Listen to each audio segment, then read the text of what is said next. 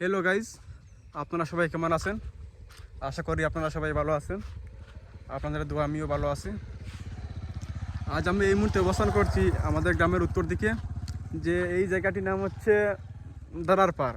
এটি বলতে আমি কি বলবো আর কি, আমাদের গ্রামের বিশেষ একটি জায়গা, যেখানে আমাদের গ্রামের পোলাপান প্রতি বিকালে এসে আড্ডা দিয়ে, বা এখানে মানে আড্ডা দেওয়ার মতো কি একটা জায়গা, আমি কি বলবো আর কি, খুব আকর্ষণীয় একটা জায়গা, দেখার মতো। আপনারা সবাই দেখেন, এমন একটা জায়গা যেখানে মানে কি বলবো, আমাদের গ্রামের প্রত্যেকটা ছেলেদের একটি আবেগের জায়গা। আপনারা সবাই দেখেন, এখানের দুদিক দিয়ে খাল বয়ে গেছে, যা দেখতে অত্যন্ত মনোমুগ্ধকর। এই খাল নিয়ে অনেক ধরনের কাহিনীও আছে, এবং এই যে দেখতে পাচ্ছেন চতুর্দিকে বয়ে গেছে খাল।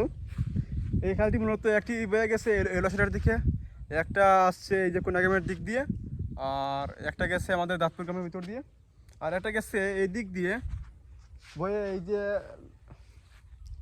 কি বলবো জায়গাটার নাম এখন আমার মনে আসতেছে না। মানে এই যে জায়গাটি আপনারা দেখতে পাচ্ছেন, কি বলবো, অত্যন্ত মনোমুগ্ধকর একটি জায়গা।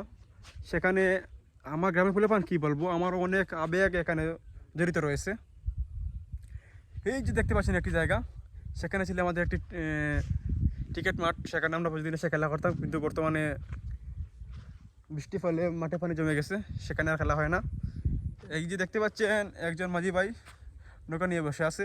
মানে কি বলবো, সেখানকার জায়গাটা দেখতে এত মনোমুগ্ধকর, বা আমার ফিলিংসটা দিয়ে আমি বুঝতে পারবো না, এমন একটা জায়গা। ঠিক আছে।